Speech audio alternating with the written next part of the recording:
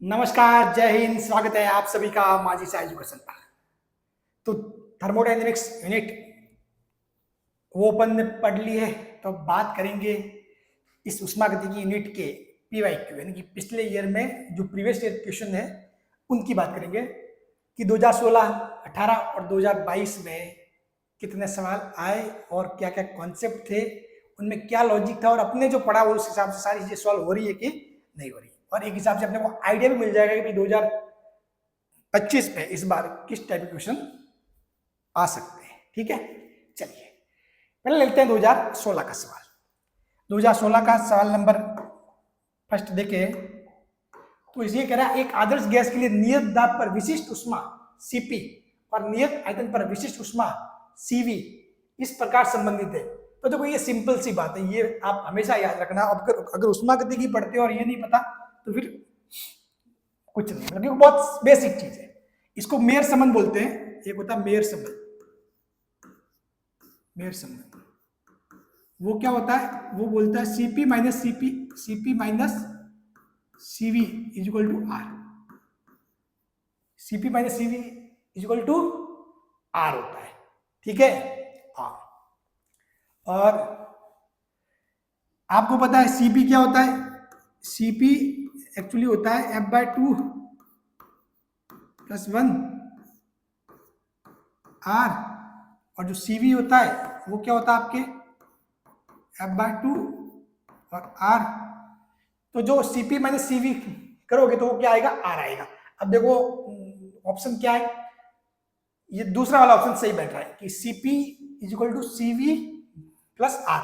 वो Cv को इस साइड लेके जाओगे, ठीक है, तो ये देखो ये तो है ही नहीं, वो भी था ही नहीं, लॉग आता ही नहीं है। इन दोनों में से कोई भी एक है तो आपको समीकरण सही से देखनी थी। ठीक है, तो Cv को इस साइड ले जाओ, Cp is equal to Cv plus R, तो ऑप्शन 2 हो जाएगा करेक्ट। समझ गए? तो ये है मेयर संबंध। एक चीज और होती है Cp और Cv में संबंध, वो आपको ध्यान ही है। ठीक है, वो आपको पता होना ही चाहिए। एक और होता है Cp बटा Cv गामा,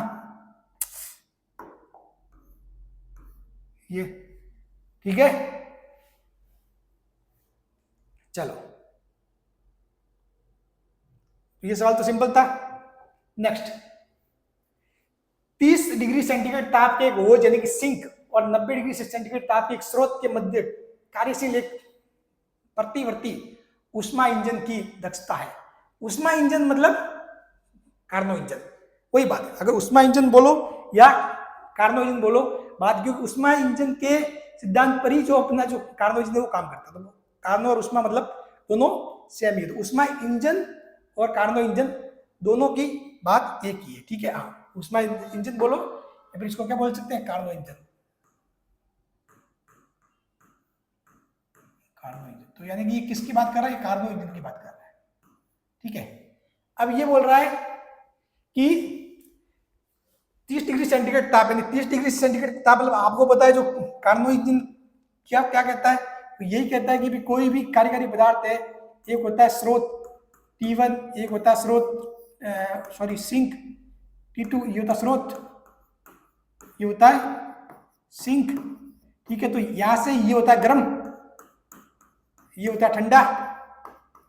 ठीक है, यहां से अपन क्या करते हैं? इसको उष्मा देते हैं, इसको उष्मा देते हैं, तो कुछ तो उष्मा क्या इसके किए गए कार्य में परिवर्तित हो जाती है। किसमें किया गया कार्य, और जो बाकी की उष्मा रहती है वो जाती है इसको शेष उष्मा। ठीक है, हाँ, तो यहां से तो अपन ने Q1 ली और W कार्य हुआ और ये Q2 उष्मा इसको दे दी। ये होता है चीजें। ठीक है, हाँ, तो देखो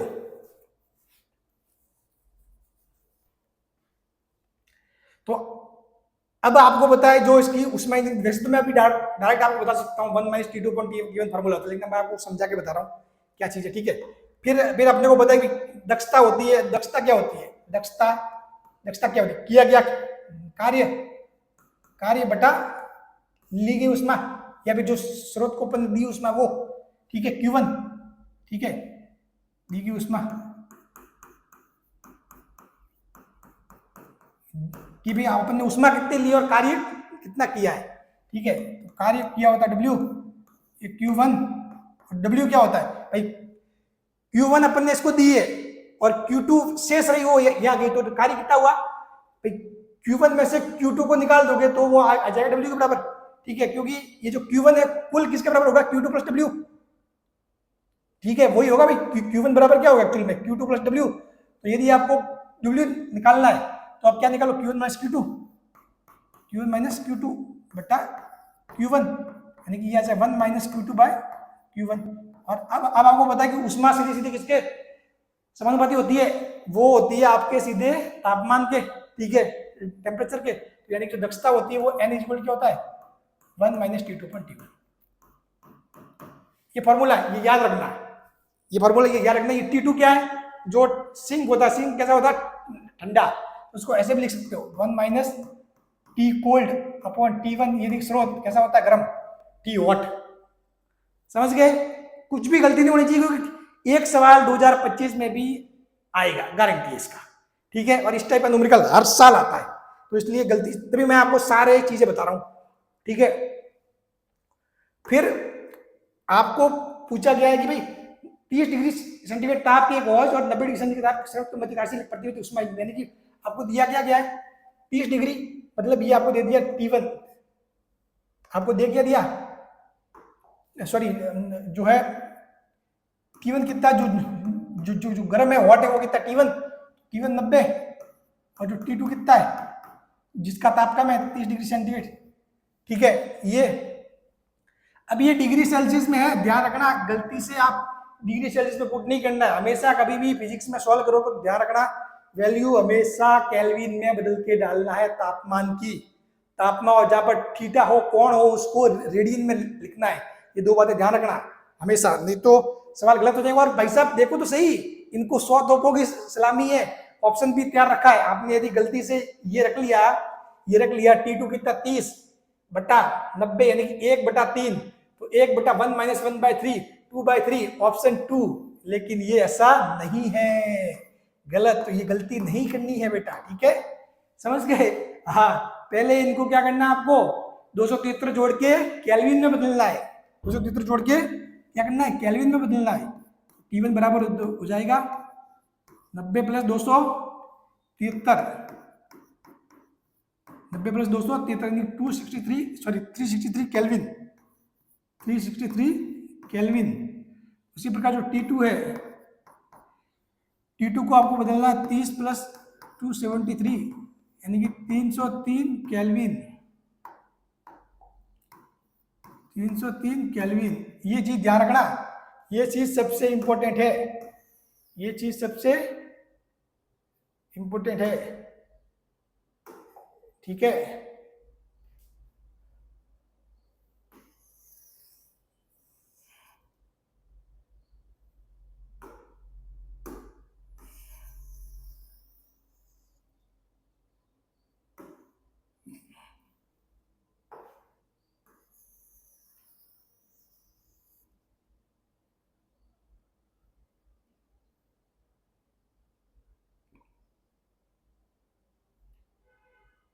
ये आपको जो PDF मिलेगी उसमें हिसाब से दिख जाएगा, ठीक है। चलो,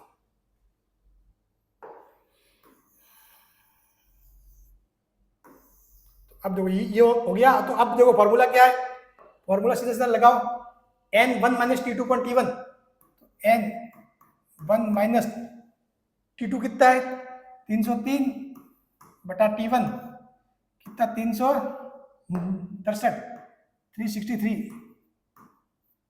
अब देखो, अब इसको सॉल्व करना था, ठीक है, तो ये कितना आएगा भाई 363 ऊपर जाएगा, 363 में 303 गए, ये होगा।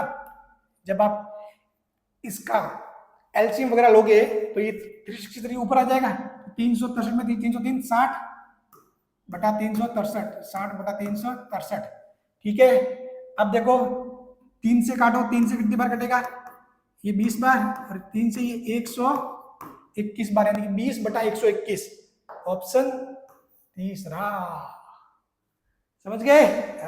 तो बच्चे ऐसे भी गलत करके आते हैं, तो अपने को वो मिस्टेक नहीं करनी, जल्दबाजी में ध्यान रखना है, चीजें एक एक चीज का पता रखना है, ठीक है, कुछ भी गलती नहीं करनी है। चलो, तीसरा सवाल, ये दो हो गए 2016 के सवाल थे। 2016 में ये सवाल सिंपल था, 2016 का पेपर टफ था, फिर ये सवाल सिंपल था। ये सवाल सिंपल था, कोई बड़ी बात नहीं है, लेकिन इस चीज का ध्यान रखना था, बाकी फॉर्मूला है। तीसरा ये सवाल अच्छा था, एक निकाय के रुद्धोष्म प्रसरण में जिसमें आपका ताप T1 से T2 को बदलता है कि एंट्रोपी। तो देखो एंट्रोपी और जो उष्मा है, ठीक है, उसमें एक संबंध है, एंट्रोपी और उष्मा में संबंध, वो मैंने लिखवाया था, ds बराबर dq by dt, sorry ds बराबर dq बाय t, ठीक है। यानी कि जो ds क्या है, एंट्रोपी में परिवर्तन, मैंने लिखवा रखा है, ये आपको पढ़ा रखा है, ठीक है, बिल्कुल छोटा सा पढ़ाया था, लेकिन बिल्कुल वो भी पढ़ा रखा है, ठीक है। ds क्या होता है, एंट्रोपी में परिवर्तन, एंट्रोपी में परिवर्तन। अब देखो ये कह रहा है कि एक निकाय के रुद्धोष्म प्रसरण में जिसमें उसका ताप T1 से T2 को बदलता है, T एंट्रोपी। तो रुद्धोष्म जो प्रक्रम होता है उसमें अपन रुद्धोष्म प्रक्रम में एक शर्त होती है, रुद्धोष्म प्रक्रम में क्या होता है, रुद्धोष्म प्रक्रम में होता है उसमें अपन जो बाहर के वातावरण से ना तो उष्मा ली जाती है नहीं दी जाती है, ठीक है। रुद्धोष्म में क्या होता है, नहीं तो उष्मा ली जाती है नहीं दी जाती, बहुत तेजी से होता है प्रक्रम, बहुत तेजी से होता है, ठीक है। ना तो उष्मा ली जाती है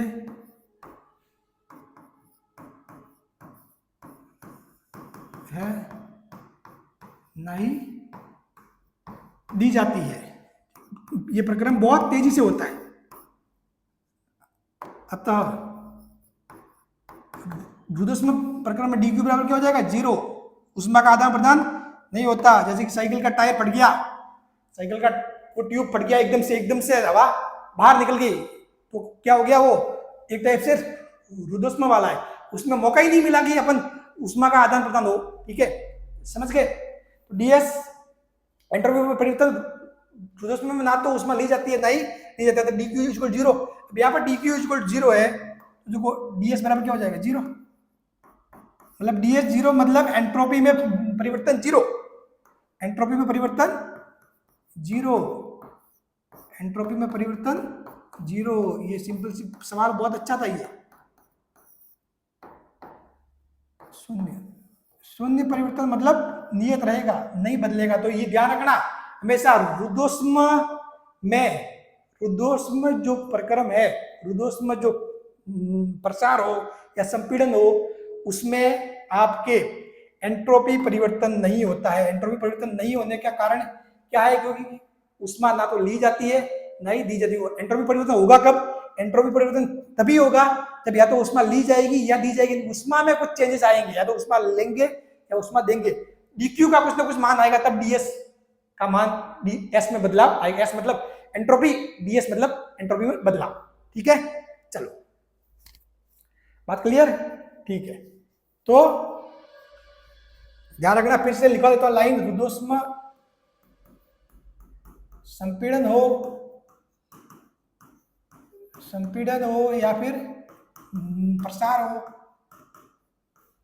में एंट्रोपी हमेशा नियत रहती है, एंट्रोपी हमेशा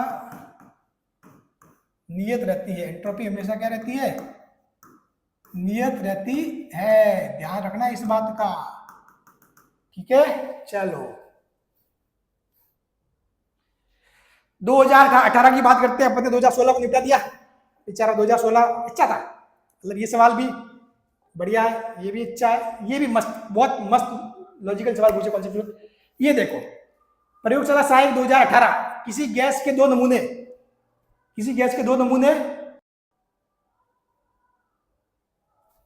अब देखो किसी गैस के दो नमूने ए व बी प्रारंभ में एक ही तापक्रम व दाब पर है, उन्हें संपीड़ित कर उनका आयतन V से V/2 किया जाता है। ए को समतापित तरीके से, बी को रुद्धोष्म तरीके से संपीड़ित किया गया है, तो ए का अंतिम दाब है, ए का अंतिम दाब है। तो देखो सिंपल सी बात है, वैसे तो इसके दो तरीके हैं, अपन जाते हैं, एक तरीका ये हुआ, एक तरीका तो मैंने आपको बिल्कुल सिंपल सी बात है, जो मतलब बेसिक जो चीज अपन दिमाग लगा सकते हैं कि भाई कह रहा है कि किसी गैस के दो नमूने ए व बी, ठीक है, एक नमूना हो गया ए,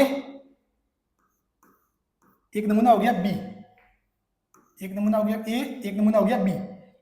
ठीक है, एक ही ताप व दाब पर उन्हें संपीड़ित कर उनका आयतन V से V/2 किया। ठीक है, ए को समतापी तरीके से, मतलब ए किससे होता है, समतापी तरीके से उसका संपीड़न होता है। ठीक है, और बी का रुद्धोष्म तरीके से होता है। बी का क्या होता है, रुद्धोष्म तरीके से संपीड़न होता है। बी का रुद्धोष्म तरीके से संपीड़न होता है। तो ये बोल रहा है कि जो संपीड़न में किसका दाब, अंतिम दाब ज्यादा होगा, ए का तरीके से संपीड़न किया गया है, तो ए को समतापी तरीके से, बी को रुद्धोष्म तरीके से संपीड़ित किया गया, तो ए का अंतिम दाब है बी से कम या बी से ज्यादा या बी के बराबर, मतलब अपने को मिला कि ये करना पता कि ए और बी में से किसका दाब कम ज्यादा होगा, तो उसके हिसाब से ये सवाल हो जाएगा फिर। ठीक है, अब देखो सिंपल सी बात है, ए को अपन समतापी से करते, समतापी में क्या होता है, समतापी मतलब पीवी इक्वल टू सी नियत, पीवी इक्वल टू सी नियत, भाई ये होगा। ठीक है, कांस्टेंट, तो यानी कि समतापी के हिसाब से देखे तो यानी कि ये हो गया कि भाई पीवी इक्वल टू सी नियत है, अतः क्या हो जाएगा, P1 V1 बराबर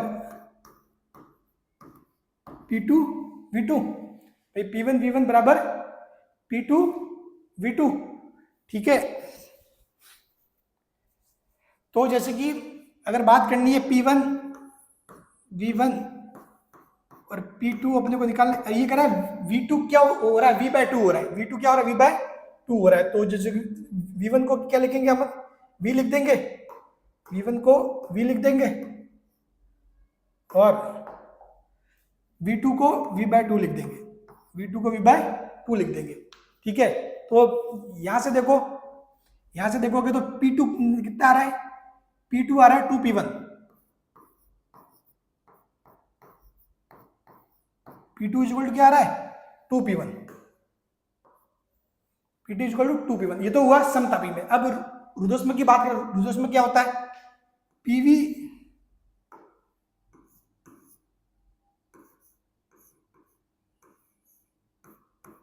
ये नियत होता है। ठीक है, इसको भी सेम टू सेम वही तरीके वही है।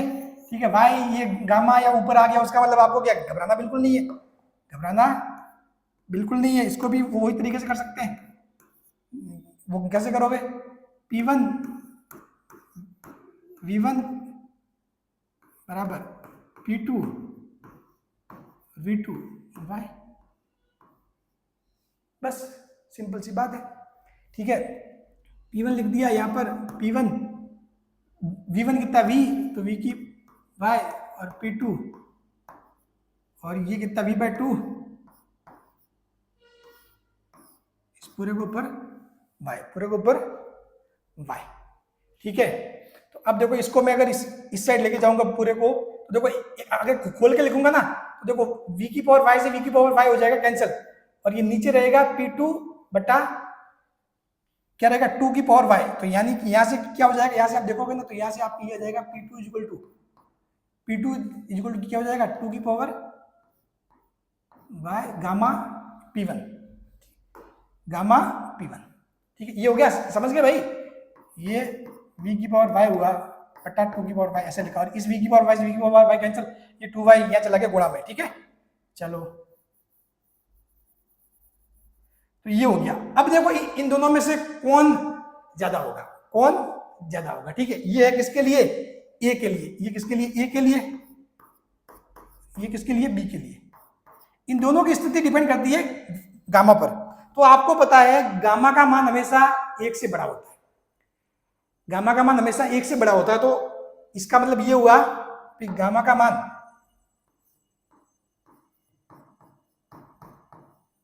हमेशा 1 से बड़ा, 1 से बड़ा है, हमेशा क्या होता है 1 से बड़ा होता है। 1 से बड़ा है तो आपको पता है 2 की पावर गामा क्या होगा, ज्यादा होगा 2 से, 2 की पावर गामा क्या होगा, ज्यादा होगा 2 से। तो जो P2 ए का है और ये P2 ये किसका, बी का है, तो जो अतः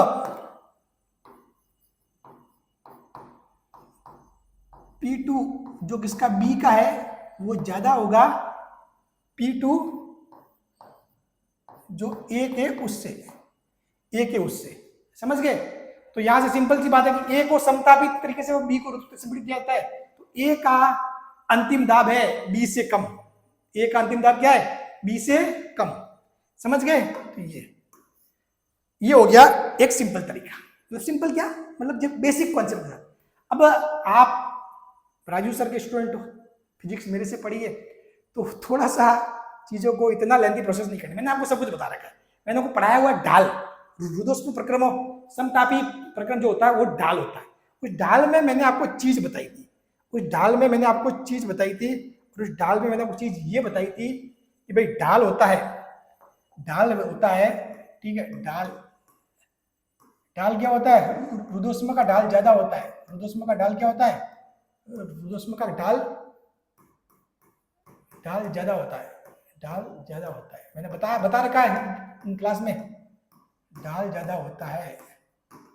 मतलब यदि इसका पीवी वक्र खींचोगे, ठीक है, और यदि समान ताप और उससे स्टार्ट करोगे तो समतापी, तो क्या होगा? समतापी तो धीरे धीरे आएगा, ये होगा समतापी। जब रुद्धोष्म में बहुत फास्ट आएगा, ठीक है, तो ये तो होगा समतापी,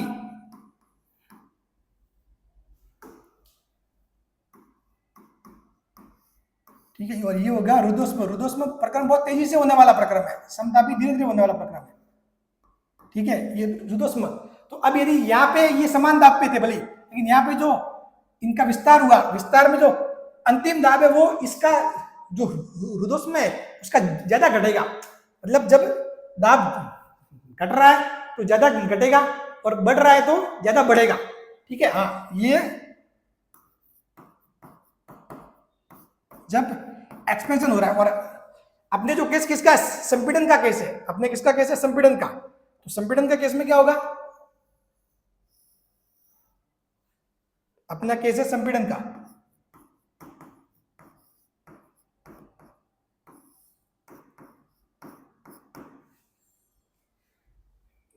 ठीक है। ये अपने क्या है? अपने संपीड़न का केस है। तो संपीड़न में क्या है? कोई चीज, ठीक है, 20 से अधिक,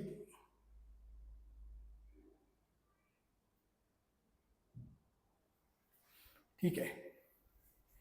तो जो संपीड़न में बात आएगी, संपीड़न की बात करें कि भी किसी इसको यदि संपीड़ित किया V से, यानी कि आयतन क्या हो रहा है? कम हो रहा है, V/2 हो रहा है, V से आयतन V/2 हो रहा है, ठीक है।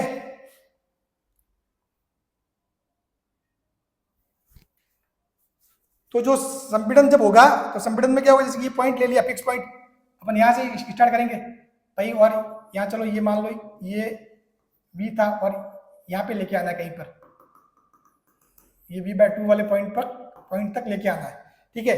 तो जो रुद्धोष्म होगा ना उसका ढाल ज्यादा होगा, तो ढाल ज्यादा होगा मतलब कैसे? वो ऐसा होगा लगभग, और जो समतापी होगा वो कैसा होगा? ऐसा, उसका ढाल होगा कम। इसका ढाल कम, वो समतापी, ढाल ज्यादा वो रुद्धोष्म। तो यहाँ पर ये कौन होगा? रुद्धोष्म होगा। ये कौन होगा? रुद्धोष्म होगा। और ये कौन होगा? समतापी होगा। ये कौन होगा? समतापी।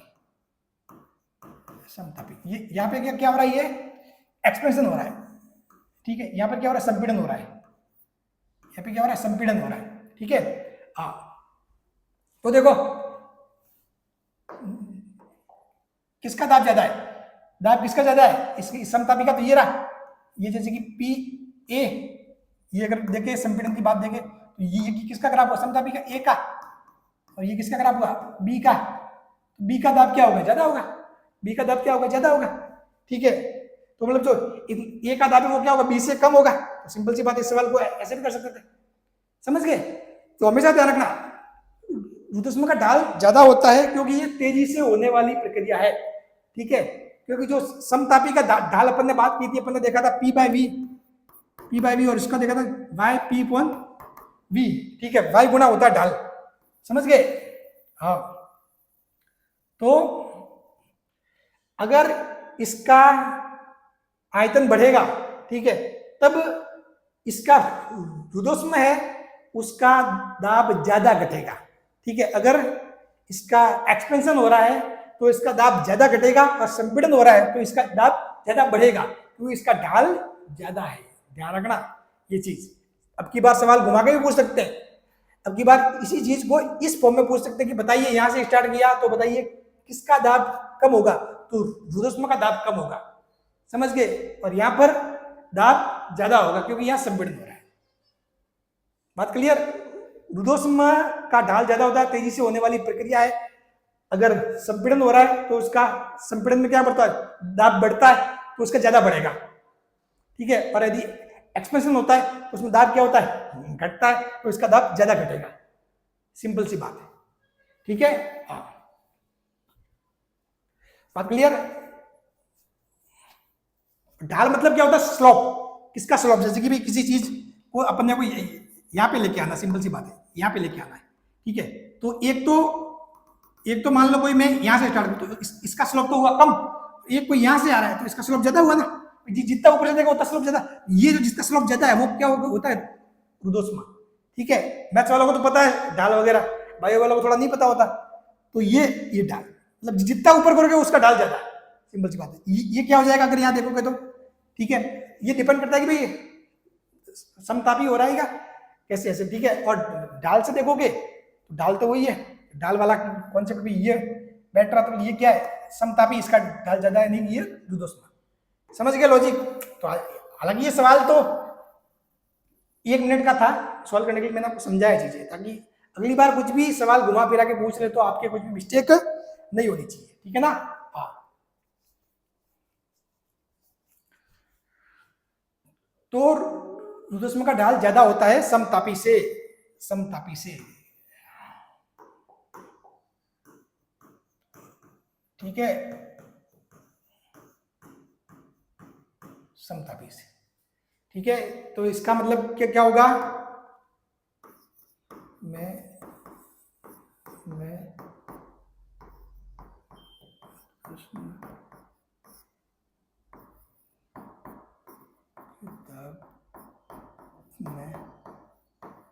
ज्यादा कमी आएगी,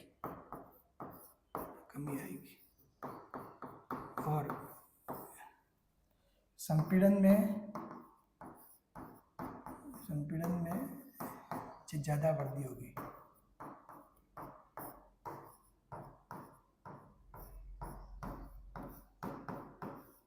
ठीक है।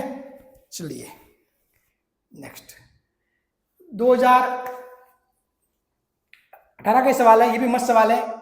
जब किसी गैस पर 20 जूल कार्य किया जाता है तो 40 जूल ऊष्मा उत्सर्जित होती है। यदि गैस की प्रारंभिक आंतरिक ऊर्जा 70 जूल है तो इसकी अंतिम आंतरिक ऊर्जा है। ये भी मस्त, वही अपना जो ऊष्मा गति का पहला नियम है, दी गई ऊष्मा बराबर किया गया कार्य प्लस उसकी आंतरिक ऊर्जा में परिवर्तन, ये होता है दी गई ऊष्मा बराबर किया गया कार्य प्लस आंतरिक ऊर्जा में परिवर्तन, ठीक है। तो अब देखो क्या क्या है। जब किसी गैस पर 20 जूल यानी गैस पर कार्य किया गया तो यानी कि क्या होगा, नेगेटिव, ठीक है। तो कार्य कितना हो जाएगा, नेगेटिव, गैस पर कार्य किया जाता है यानी कि 20 जूल -20 हो जाएगा, ठीक है। और तो 40 जूल ऊष्मा उत्सर्जित होती है, यानी गैस ऊष्मा उत्सर्जित कर रही है। तो जब गैस को ऊष्मा देना पॉजिटिव होता है, गैस से ऊष्मा निकालना नेगेटिव, सारी चीजें मैंने आपको लिखवा रखी है, ठीक है। तो ये कितना हो जाएगा, ये भी नेगेटिव, समझ गए कि भाई गैस द्वारा कार्य किया जाता है तो पॉजिटिव, गैस पर कार्य किया जाता है नेगेटिव, गैस को ऊष्मा दी जाती है तो पॉजिटिव, गैस द्वारा ऊष्मा बाहर निकल जाती है, ठीक है, तो वो नेगेटिव, ठीक है। और जो आंतरिक ऊर्जा में परिवर्तन वो मान लिया डेल्टा यू हो गया, ठीक है। बात क्लियर है। चलो अब देखो यहां से क्या हो जाएगा, अगर डेल्टा यू देखे, डेल्टा यू बराबर -40 प्लस 20 बराबर -20, अब भी कितना है -20 जूल, डेल्टा यू कितना है -20 जूल, अब ये -20 जूल है। अब कितना है, यदि गैस की प्रारंभिक आंतरिक ऊर्जा 70 जूल थी तो इसकी अंतिम आंतरिक ऊर्जा ज्ञात करो। तो देखो आंतरिक ऊर्जा में परिवर्तन होता है यू फाइनल अंतिम माइनस यू इनिशियल, ये होता है आंतरिक ऊर्जा परिवर्तन बराबर -20।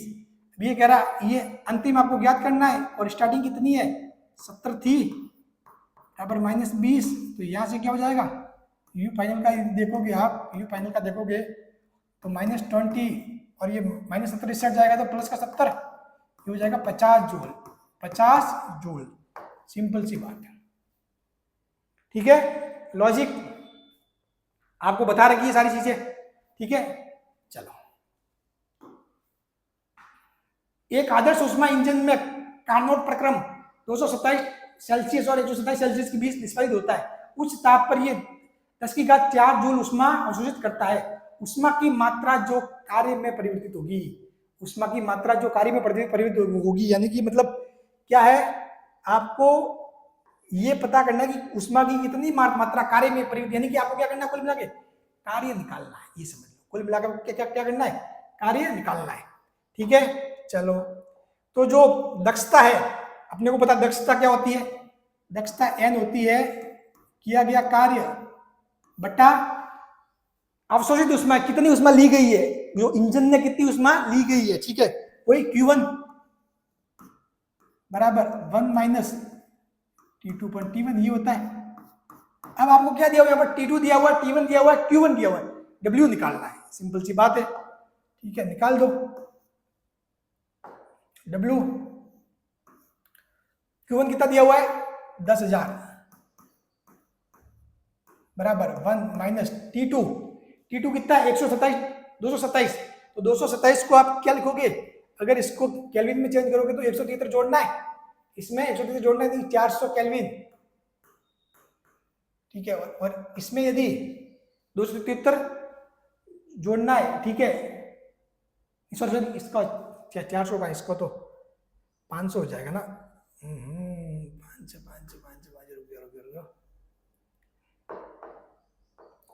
273 227 500 केल्विन। ठीक है, और 173 और सॉरी 127 और 273, ये हो जाएगा 400। संख्या भी ऐसी ऐसी है, 73 27 और ऐसे दिखते हैं।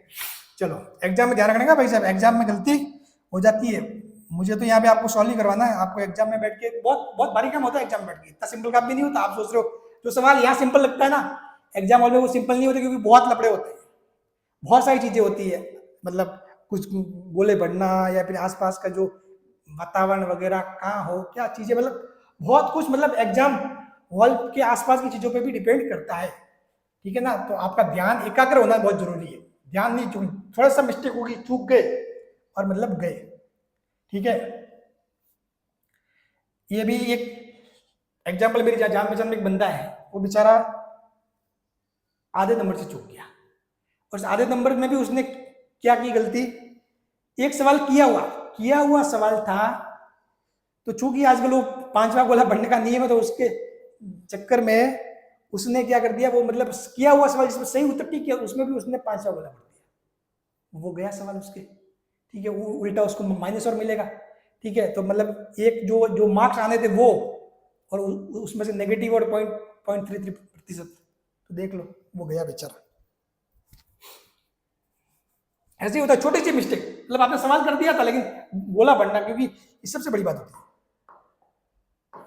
तो 1 - T2 कितना है, T2 कितना हो जाएगा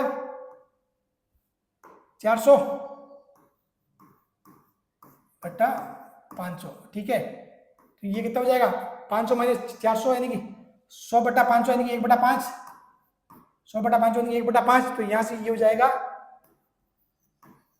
अतः W बराबर कितना हो जाएगा 2000। 10,000 में 5 का भाग 10,000 इस साइड आ जाएगा, 10,000 में 5 का भाग 2 तो 2000 जूल, 2000 जूल। ठीक है, चलो।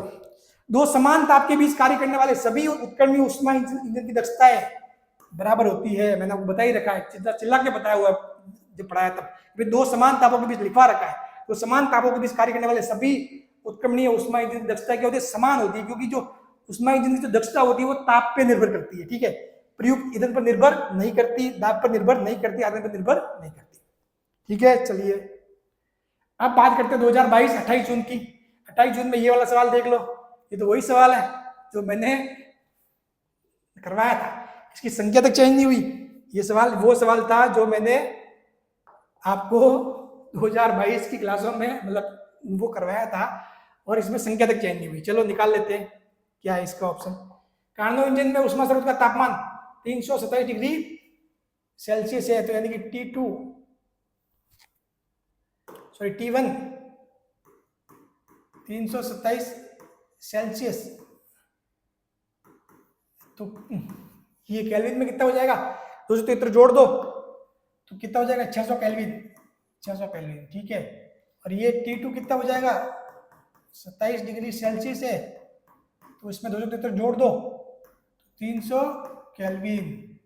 तो दक्षता की बात करें 1 minus T2 upon T1, 1 minus T2 कितना है, T2 कितना 300 बटा T1 कितना है 600, 300 बटा 600, तो 600 माइनस 300, 300 बटा 600 यानी कि 1/2, यानी कि 1/2, तो इसका सी ऑप्शन करेक्ट हो जाएगा।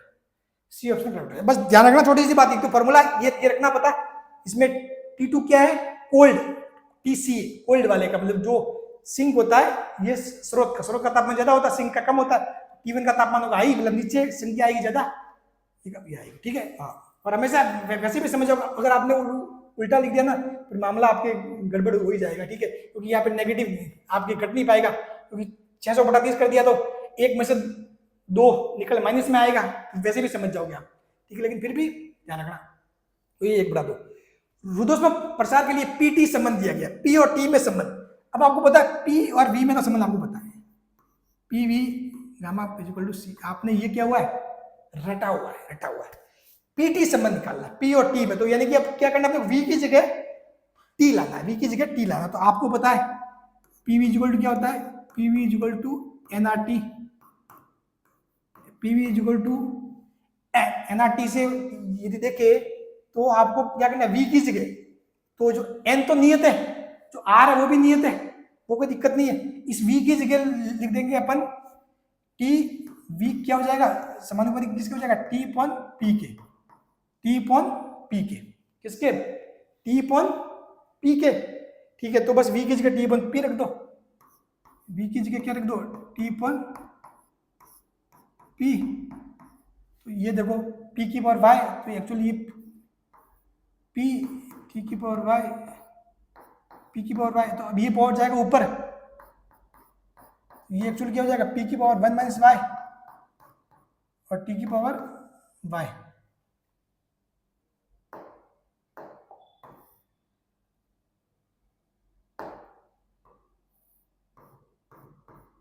बराबर कांस्टेंट, मतलब ये डी ऑप्शन हो जाएगा करेक्ट, डी ऑप्शन हो जाएगा करेक्ट। P 1 माइनस Y यानी गामा, Y नहीं एक्चुअली इसको गामा बोलते हैं, ठीक है। तो T गामा, ये ऐसे बदल सकते हो, आपको ये रटने का काम नहीं, बहुत सारे बच्चे ऐसे रटते हैं, एक पता रखो, ये पता रखो, ज्यादा भी नहीं रटना चीजें, क्योंकि आपको जीके में वगैरह बहुत सारी चीजें रटनी है, वहां रटो, इनका कोई सॉल्यूशन नहीं है, जो भूल गए सो भूल गए। ये तो जैसे कि एग्जाम में पूछ लिया तो बैठ के निकाल भी सकते हो, ठीक है। तो ऐसी चीज रटने की कोशिश मत करो जो आप निकाली जा सकती है, समझ गए। कुछ डायरेक्ट फॉर्मूला टाइप में हो, जैसे कि PVY सी, तो वो याद कर लो, ये बेसिक है, ये पता होना जरूरी, ये पता है तो आगे निकाल सकते हो, ठीक है ना, नहीं तो भूल जाओगे P की power 1 minus Y, Y minus 1, फिर इसके चक्कर में फिर कभी ये भूल गए तो फिर और लेने देने पड़ जाएंगे, ठीक है। चलो फिर बात करते हैं, ये तो हो गया 29 जून वाले में, यदि स्रोत का तापमान बढ़ा दिया जाए तो कार्नो इंजन की दक्षता, देखो कार्नो इंजन के पीछे पड़ा हुआ है N1 माइनस T2 क्या होता है, T2 क्या होता है एक्चुअली सिंक होता है, सिंक, और T क्या होता है स्रोत होता है, हॉट T1, ये होता है भाई, ये होता है चीजें, ठीक है। तो ये कह रहा है कि यदि स्रोत का तापमान बढ़ा दिया जाए, यदि स्रोत का तापमान बढ़ा देंगे, इसका तापमान यदि बढ़ा देंगे, तो इस पूरे का क्या होगा, पूरे का मान क्या होगा, घटेगा, इस पूरे का मान घटेगा, इस पूरे का मान घटेगा, तो जब भी इस पूरे का मान घटेगा तो साफ बात है एक में से छोटी संख्या घटेगी, एक में से छोटी संख्या घटेगी तो जो बाहर है n वो कितना आ जाएगा, बड़ा आ जाएगा, तो एक्चुअली वो हो जाएगा बड़ा। क्या होगा, बढ़ेगा। बात समझ गए? सिंपल सी बात समझ में आ गई ना। आपने इस नीचे वाली संख्या को बढ़ाओगे तो इस दोनों का जो अनुपात है, रेशियो, वो घटेगा। अब ये घटेगा तो एक तो आप जैसे कि मान लो एक में से 0.5 घटा रहे थे, अब एक में 0.44 घटा रहे हो, ठीक है, 4 माइनस हो रहा है, तो पहले 0.5 था ये, लेकिन ये कम हो गया, 0.4 हो गया, तो ये दक्षता क्या हो जाएगी, अब 0.6 आ जाएगी, पहले 0.5 थी, समझ गए, तो दक्षता बढ़ जाएगी। समझ गए? चलो, बात क्लियर? बायो वाले थोड़ा दिमाग लगा लेना, ठीक है ना? हाँ, तो क्या होगा, बढ़ेगी, ठीक है, क्योंकि ये बढ़ाया तो ये वाला पूरा घट गया, और ये वाला पूरा घटा तो ये वाला पूरा मान क्या हो जाएगा, बढ़ेगा अपने आप में। कुछ भी आपके हिसाब से संख्या रख के भी आप चेक कर सकते हो, ठीक है ना? चलो,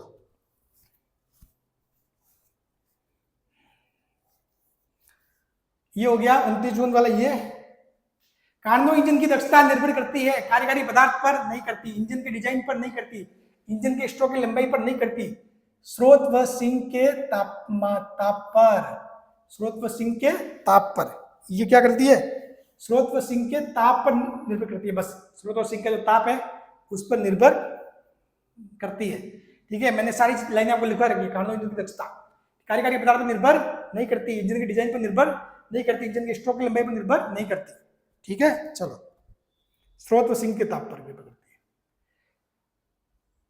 लास्ट क्वेश्चन, उष्मागति के द्वितीय नियम के अनुसार केल्विन प्लांक कथन के अनुसार इनमें से कौन सा कथन सही है? दोनों कथन मैंने लिखवा रखे बहुत अच्छे से।